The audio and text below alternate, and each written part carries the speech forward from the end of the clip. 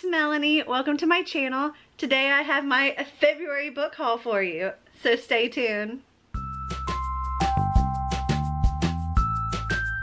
Okay, so I just wanted to start out by saying if I sound funny, it's because I am dealing with, I don't know, some kind of cold or something. I've been sneezing and coughing and just absolutely miserable for the past few days, and I couldn't wait any longer to do this filming, so I needed to get it done because we're getting ready to move, and I don't want to have to search for these once we get moved. So if I sound weird, that's why. But I have a lot of books here to show you, and let's just get right into it. Okay, I had to rearrange these a little bit so they were easier to well, go through. Okay, so the first two books here are actual repeats. I got this book in two different subscription boxes. So I think it was in the Strand and an Owl Crate. So we have the two different covers here for you to see.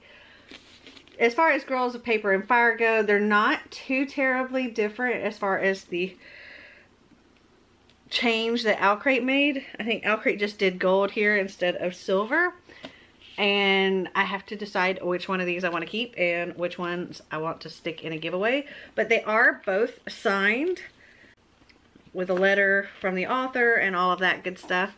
And this book is about, I believe, a kingdom where there's always like a certain set amount of, I think, paper girls, they're called, for the king to choose from to take as his bride. And this year is different. This year they have an extra girl who is a fire girl, and that's like their caste or something like that. And the fire girl doesn't want to be part of this selection, and the other girls are upset because there is a ninth girl. I think that's kind of where this goes. I have heard that there's a female-female relationship, I believe, in this book. And I've also heard really good things. I've heard it was really, really good. So I'm looking forward to reading one of these. Okay, so these next two books work just like the first two books. One's from the Strand, one's from Owl Crate. Same book. So again, you get to see the difference between the Owl Crate version and the original version. This one has a difference as well because it's not just the lettering here, but the actual, let's see, here's the end pages on the Owl Crate. Also, the book is pink. And then the end pages on the original, and the book is blue. And it's a really tough call for me because I don't know which one I like better, the pink or the blue. I think I might like the blue better in this case. But this is a Pride and Prejudice retelling set to a modern day, and I believe it's based in Brooklyn, and it's an Afro-Latina family, I believe. And granted, I am not a huge fan of Pride and Prejudice. That may be an unpopular opinion, but I found it kind of boring. So I don't know. I'm hoping that maybe this modern retelling will be better. We'll see.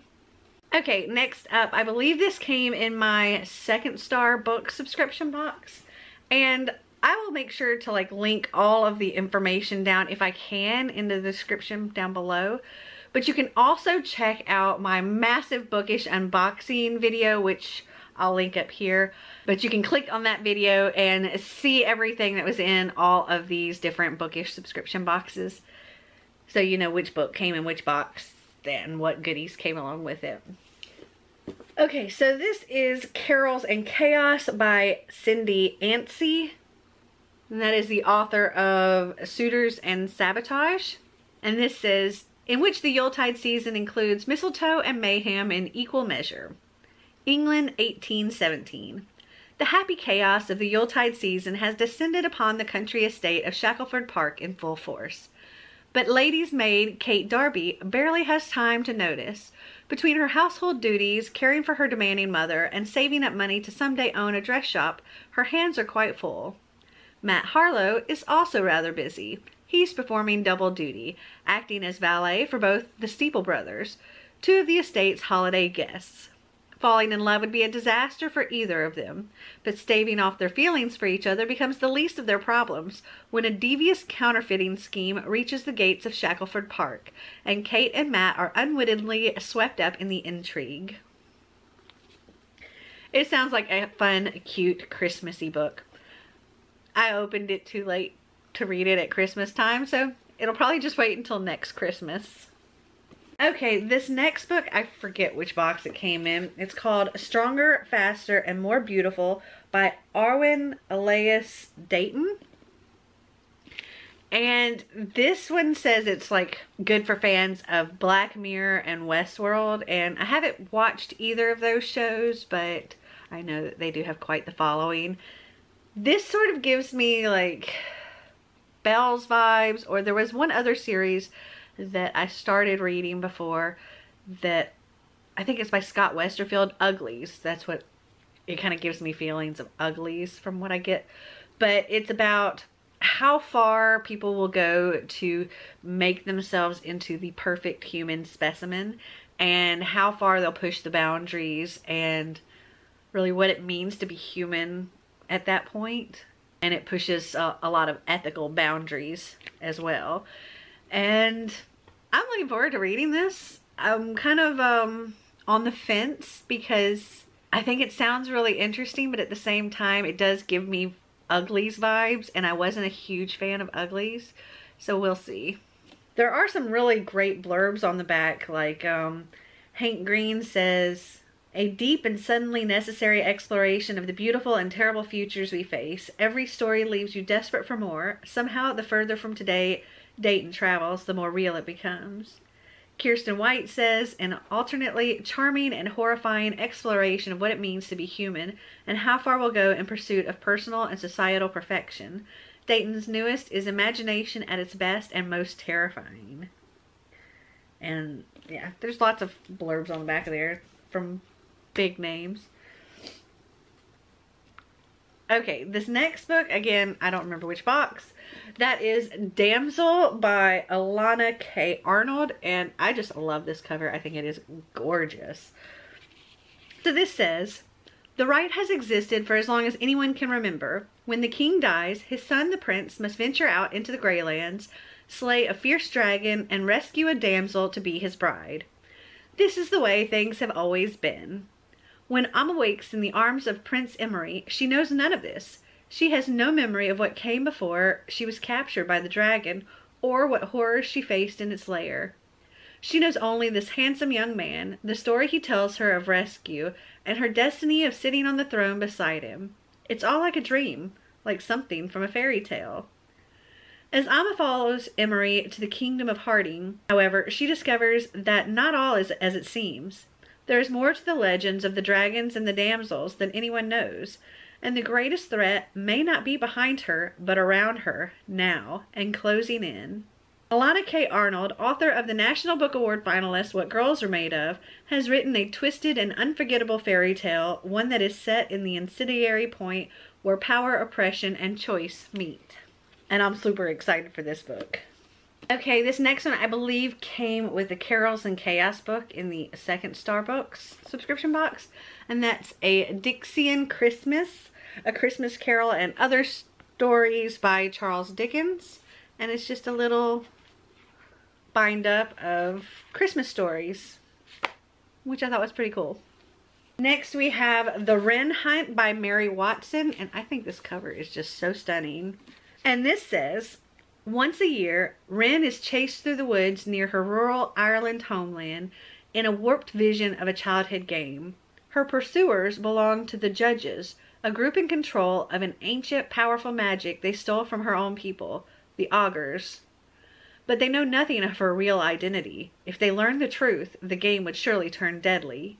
Though she knows the risks, Wren also goes on the hunt, taking a dangerous undercover assignment as an intern at enemy headquarters, the Harkness Foundation. If she can uncover a long-buried secret, she can save her family and end the Judge's reign once and for all." But as the web of lies, deceit, and betrayal thickens around Wren, she hurtles toward a truth that threatens to consume her and reveal who she really is. Not only has she come to the attention of powerful Judge Casa Harkness, but she is also falling dangerously in love with the one person she shouldn't.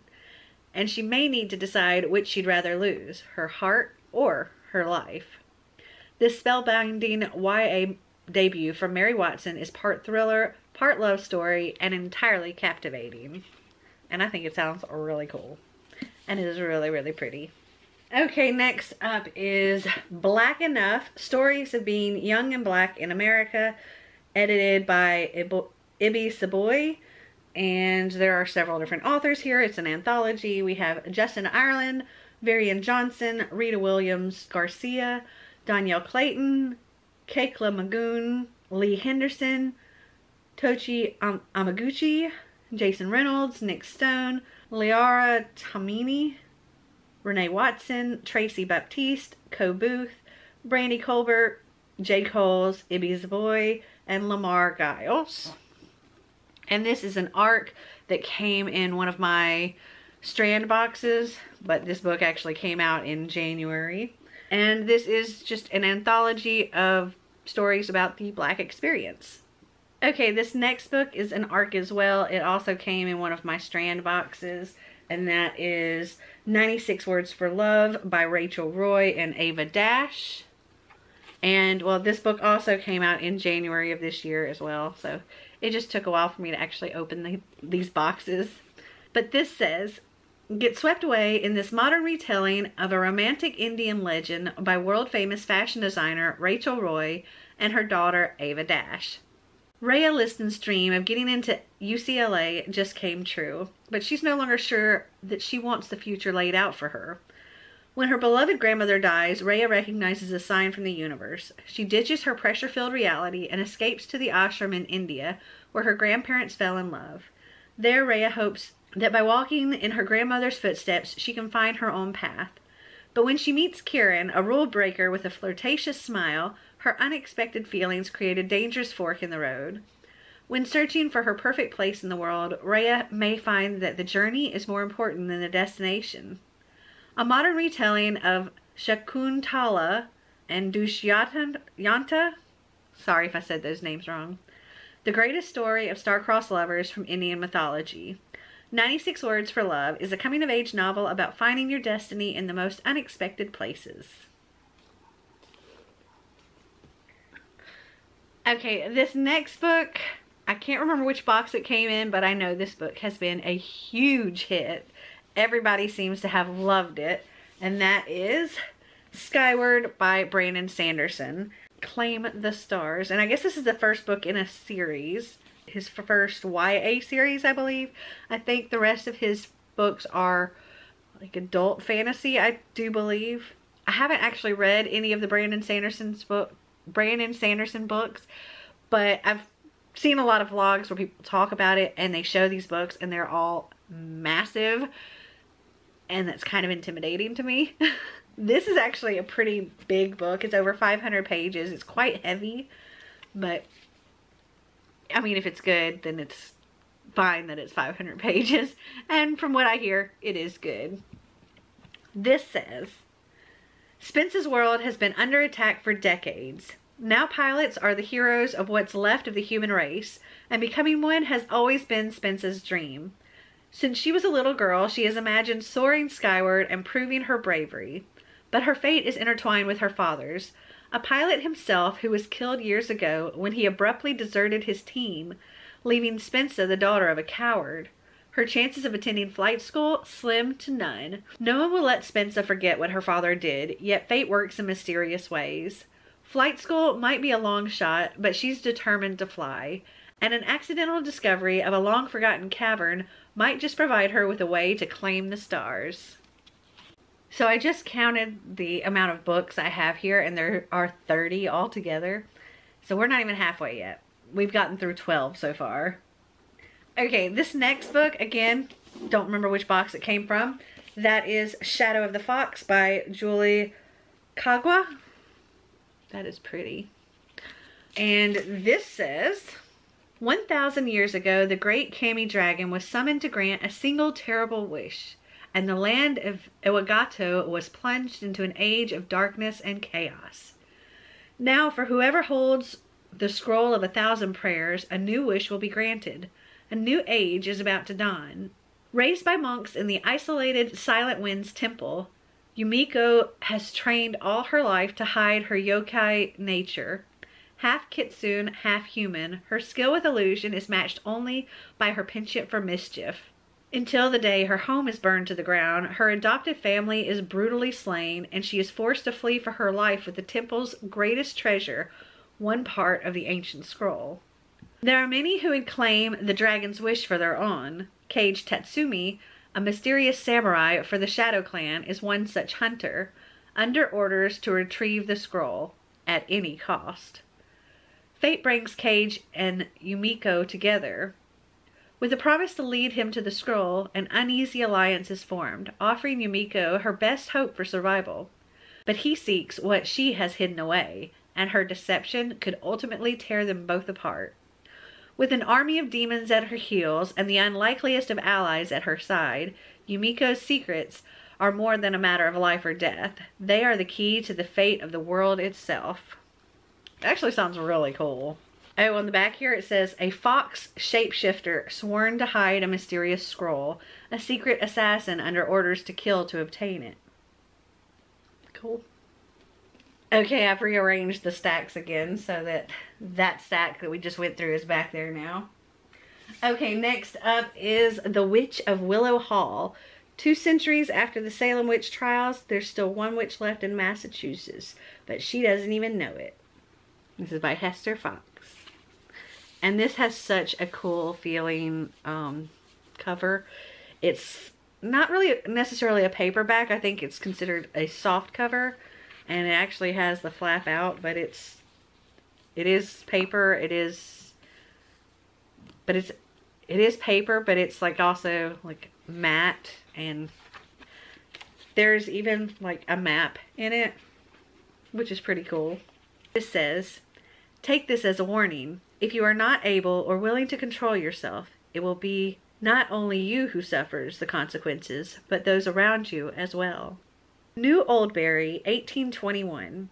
In the wake of a scandal, the Montrose family and their 3 daughters, Catherine, Lydia, and Emmeline, flee Boston for their new country home, Willow Hall.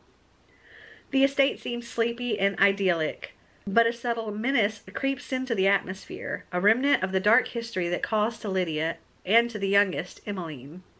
All 3 daughters will be irrevocably changed by what follows, but none more than Lydia, who must draw on a power she never knew she possessed if she wants to protect those she loves, for Willow Hall's secrets will rise in the end.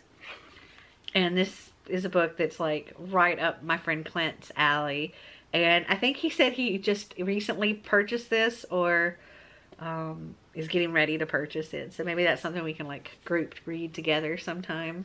Okay, next up is The Gilded Wolves by Roshani Chokshi, and this was an Owl Crate book. So this one says, from New York Times bestselling author Roshani Chokshi comes a novel set in Paris during a time of extraordinary change, one that is full of mystery, decadence, and dangerous desires. It's 1889, the city is on the cusp of industry and power, and the Exposition Universelle has breathed new life into the streets and dredged up ancient secrets. Here, no one keeps tabs on dark truths better than treasure hunter and wealthy hotelier Severin Montagat Hilaire. When the elite, ever-powerful Order of Babel coerces him to help them on a mission, Severin is offered a treasure that he never imagined, his true inheritance. To hunt down the ancient artifact the Order seeks, Severin calls upon a band of unlikely experts, an engineer with a debt to pay, a historian banished from his home, a dancer with a sinister past, and a brother in arms, if not blood. Together they will join Severin as he explores the dark, glittering hearts of Paris. What they find might change the course of history, but only if they can stay alive. And I think I've only read a middle grade book of hers, and it was Aru Shah and the End of Time. And I really, really, really enjoyed the writing of that. And I loved that book and can't wait to continue reading that series. But I haven't read any of her YA books yet, so I'm curious to see how this goes. Plus Paris. Okay, now we're actually halfway through. Okay, next up is Amber and Dusk by Lyra Celine. And this was an Owl Crate book as well. I only know because it says Dear Owl Crate Reader on the letter. This says, I wasn't running from the darkness at the edge of nowhere. I was running toward the light at the heart of the empire. Sylvie has always known she deserves more. Out in the permanent twilight of the Dusk lands, the Sisters of Sion taught her that her legacy, her power to create illusions, was a curse. But Sylvie knows it entitles her to a place in the Coeur d'Or, the Palais of the Amber Express, and her highborn legacies. And so Sylvie sets off toward the Amber City, a glittering jewel under a sun that never sets, to take what is hers. But her hope for a better life at court is quickly dimmed. The Empress, Severin, invites her in only as part of a cruel wager among her beautiful and powerful courtiers. Sylvie must assume a new name, Mirage, and work to hone her magic. She begins to navigate secretive social circles and join deadly games of intrigue in order to claim her spot at court. And soon it becomes apparent that things are not as they appear. However, no one, including her cruel yet captivating sponsor, Sunder, will answer her questions. As Mirage strives to seize what should be her rightful place, she must consider whether it is worth the price she will have to pay. Lyra Celine weaves a lush and dangerous story of sacrifice, secrets, and star-crossed love in this remarkably striking debut. Okay, I have to change my battery out. It's flashing at me. Okay, sorry if there was an angle change. Being sick sucks. Okay. Okay, so next up are some books. I think there's like 5 books here that are middle grade books. These came in Owl Crate Junior boxes that Xander gets. So the first one is The Stormkeeper's Island by Catherine Doyle. And just so you know, I would be summarizing more of these myself if I wasn't so sick, but that requires brain power, and I don't have a whole lot of that right now. So that's why I'm reading more of these than I usually do. But if you don't want to hear what the book flap says, you can just skip ahead. Okay, so this says, Finn Boyle comes from a long line of brave seafarers, people with the ocean behind their eyes. But he can't help but fear the open sea. For years, Fion's mother has told him stories of Arranmore Island, a strange place that seems to haunt her. Fionn has always wondered about this mysterious island, and from the day he arrives, he starts noticing things that can't be explained. He can sense the island all around him, and it feels like the island is watching him too. Once in a generation, Arranmore Island chooses a new stormkeeper to wield its power and keep its magic safe from enemies. The time has come for his grandfather, a secretive and eccentric old man, to step down. But as Fionn and the other descendants of Arranmore's most powerful families fight to become the island's next champion, a more sinister magic is waking up, intent on rekindling a long-ago war and changing Fionn's life and the island's future forever. Catherine Doyle's stunning middle-grade debut is an evocative tale of ancient enchantment, family bonds, and the bravery within us all. This actually sounds really good. It sounds like something Xander and I are really going to enjoy together. Does being sick give you like sexy voice? Honestly, I can't tell because my entire head is stuffed up. Okay, next up is The Polar Bear Explorers Club by Alex Bell, illustrated by Tomislav Tomic. And this cover feels like sandpaper. It's really weird. This says, Stella Starflake Pearl knows without a doubt that she was born to be an adventurer. It's too bad girls are forbidden from becoming explorers. But Stella's father, Felix, has never been one to play by the rules.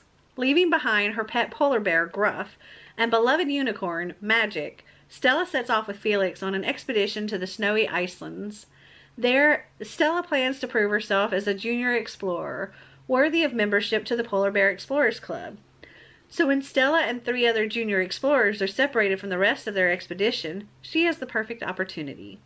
Can they explore the frozen wilderness and live to tell the tale? The first in Alex Bell's whimsical series, The Polar Bear Explorers Club, is a fun and daring adventure filled with magic, outlaws, and fantastic faraway lands. Here's some of the illustrations. Okay, next up is actually, I think, a graphic novel. And this is Sanity and Tallulah by Molly Brooks. And it looks like so. This says, it can get pretty dull living on a small, out-of-the-way station like Willownick SS. Best friends Sanity Jones and Tallulah Vega do their best to relieve the monotony of everyday space life by finding adventures, solving mysteries, and taking turns getting each other into and out of trouble. But when Sanity's latest science project, an extremely illegal but impossibly cute 3-headed kitten, escapes from the lab and starts causing havoc, the girls will have to turn the station upside down to find her before the damage becomes irreversible. Readers will be over the moon for this rollicking space adventure by debut author Molly Brooks. And that sounds super cute. I mean, you have a 3-headed kitten. Who needs 3 cats when you can have one with 3 heads? Okay, next up is Pie in the Sky by Wendy Mass. If only saving Earth were as easy as pie. This says, Josh is the 7th son of the supreme overlord of the universe. When Earth suddenly disappears, Josh is tasked with the seemingly impossible job of bringing it back. With the help of Anika, an outspoken girl from Earth, he embarks on the adventure of a lifetime. He learns that the universe is an even stranger place than he imagined. And I think this is the last of the middle grade books. We have The Train to Impossible Places by P.G. Bell. And this says, a train that travels through impossible places, a boy trapped in a snow globe, and a girl who's about to go on the adventure of a lifetime. The Impossible Postal Express is no ordinary train. It's a troll-operated delivery service that runs everywhere from ocean-bottom shipwrecks to Trollville to space. But when this impossible train comes roaring through her living room, Susie's world turns upside down. She has no choice but to sneak on board if she ever wants to make sense of her world again. Suddenly, she finds herself deputy to the postmaster aboard the train and faced with her first delivery to the evil Lady Crepuscula of the Obsidian Tower. Then the package itself begs Susie not to deliver him. A talking snow globe claiming to be a prince, Frederick has information Crepuscula could use to take over the entire union of impossible places. But when protecting Frederick and keeping his secrets means putting her friends in danger, Susie has to make a difficult choice, with the fate of the entire union at stake. That sounds really cute. Next up, I have a couple of graphic novels for myself. The first one being Giant Days Volume 6. And this is just such a super cute graphic novel series. It's about 3 girls as they're making their way through university. And it's just super cute. I think we're just getting into, with Volume 6, is really starting their 2nd year of college. So lots of just cuteness and dealing with classes and sickness and ex-boyfriends, and yeah, I've really enjoyed this series so far. And following that, we have Giant Days Volume 7, and I don't really know what else to say about it, so there's that. And then we have The Mortal Instruments graphic novel by Cassandra Clare. This is Volume 2, and I can't wait to read these at some point. I just love that. I think it's gorgeous. But this is the 2nd installment of the Mortal Instruments series in graphic novel form. I already have the first one, and I haven't read it yet, but I mean, I have read the Mortal Instruments a couple of times. But at some point, I want to read the graphic novels as well. Only 6 more books to go. Okay. Next up, we have Verity by Colleen Hoover. And this was something I ordered off of Amazon. It actually wasn't anything that I had heard of before ordering it, really. I got an email from Amazon, and they always send me things with like new releases and books they might recommend or whatever. And this came up on that, and I checked out the books, and this one had such high ratings and it sounded so good that I just had to get it. So I pulled it up on Goodreads so I could tell you what the Goodreads rating was. And this was a big thing for me because a lot of times when I'll look up a book, it might have like a 3 point something. And if it's something that sounds interesting to me, I'll still get it. But if it's like a really low rating, I won't bother. This had a 4.47 rating on Goodreads, which is exceptionally high. I don't think I've actually seen another book that's been this high. And this is not with just a few ratings on it. It's got 27,728 ratings. So it has a lot of ratings and is rated really high. So I'm really excited to read this. Anyway, this is about a woman named Lowen Ashley who is a struggling writer, and she's on the brink of financial ruin, and she's been offered the job of a lifetime. Jeremy Crawford, husband of author Verity Crawford, has hired Lowen to complete the remaining books in a successful series that his injured wife is unable to finish. And as Lowen is going through all of Verity's paperwork and everything, she finds this manuscript that Verity has written, and it reveals a lot of really dark things that Verity had no intentions of anybody ever seeing. And Lowen doesn't want to, you know, hurt Jeremy and show him this, but as time goes on and Lowen starts having feelings towards Jeremy, she sees this manuscript coming out as something that might be helpful to kind of push Verity out of the picture and get her in. And it sounds really interesting, and it has such rave reviews, and apparently this is a very different book than Colleen Hoover's typical books, and it's doing exceptionally well. Okay, this next book is a book that Xander actually asked me to get, which when Xander asks for a book, I typically will get it because he's not a big reader, and I'm just kind of getting him into being a bit of a reader. So it always excites me when he asks for a book. So he asked for Bird Box by Josh Malerman. I guess he saw that this is on Netflix, and it made me so proud. He wants to read the book first. So I ordered this. I actually ordered this off of Book Depository because it was, well, I think it's the cheapest place I could get it, and he liked this cover. And I didn't really know anything about this book or the show on Netflix or movie. I think it's a movie. Yeah, Netflix movie. But I had heard that it was really, really good. Both the movie and the book. So I think I would like to also read this as well.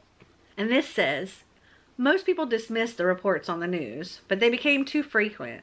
They became too real. And soon it was happening to people we knew. The internet died. The televisions and radios went silent. The phones stopped ringing. And we couldn't look outside anymore. Josh Malerman's debut novel, Bird Box, is a terrifying psychological thriller that will haunt you long after reading. And it doesn't say a whole lot, and I'm kind of digging that. Like, it leaves you very much like, what's going on? It says if you've seen what's out there, it's already too late. And it just sounds really creepy. So I look forward to reading this. Maybe around Halloween time. I don't know. We'll see. Okay, so this next book is a book that I ordered off of Amazon. It's actually a used copy. A library edition. That is The Paper Swan by Layla Adder. And this is a book that I came across on Goodreads. It was in a list of, if you liked this book, then we would recommend this book or something along those lines. And there was a bunch of books and I was looking through them, and this one really caught my attention. It sounded interesting, and again, it had a really high Goodreads rating with a lot of ratings. So I pulled it up on Goodreads so I could tell you what the rating was, and it's rated 4.19 with 12,749 ratings. And this says, they say it takes 21 days to form a habit. They lie. For 21 days she held on, but on day 22 she would have given anything for the sweet slumber of death. Because on day 22 she realizes that her only way out means certain death for one of the two men she loves. A haunting tale of passion, loss, and redemption, The Paper Swan is a darkly intense yet heartwarming love story textured with grit, intrigue, and suspense. And I'm looking forward to reading this as well. It has a really interesting print. It's larger than normal, but it goes so close to the edge of the page, which is really weird. See how close to the edge of the page it goes? I don't know. Normally there's like maybe a thumb's width, and this is like just right there at the very edge. Okay, so these next three, well, the last three books that I have here are books that I ordered from Book Depository. The first one is Harry Potter and the Cursed Child, Parts 1 and 2 play script, based on the original story by J.K. Rowling. And this is by John Tiffany and Jack Thorne. A play by Jack Thorne. And this is just the paperback. I ordered this because, well, I'm doing the Potter Watch read and watch along with Zoe over at Your Book Nerd Zoe. I'll put her link down in the description. I'll also link the Potter Watch announcement up here, whichever side this is. And well, we're coming up on time to read this book, and I realized I have the whole actual series, but I didn't have this book, and this is the book that we're reading for April, so I needed to get it. And the live show for that one will be on Zoe's channel. The Deathly Hallows one will be on my channel. And the last two books that I have here, well, they're pretty much the same book. And that is Harry Potter and the Philosopher's Stone. That is the Slytherin house book and the Gryffindor house book. And I just love these sprayed edges. They're so pretty. And the reason I got both houses is because this one is for Xander. He is a Gryffindor and I am a Slytherin. So I kind of wanted to kind of give us each the first book anyway in these really cool house editions, because, well, we did this whole Potter Watch thing together, and we've been reading all the books together and watching the movies together, and it's been a really cool experience. Plus we just did the whole Universal Studios Wizarding World of Harry Potter, and that was also really awesome. And if you haven't seen my vlog for that, it's like 3 parts, and I'll link part 1 up here wherever that is. But that is my entire February book haul. Have you read any of these books? Would you like to read any of these books? Comment down below and let me know what your thoughts are. Well, I hope you guys enjoyed this video. If you did, give me a big thumbs up. If you'd like to see more videos like this, click that subscribe button down below. And until next time, remember to always be completely you. Bye!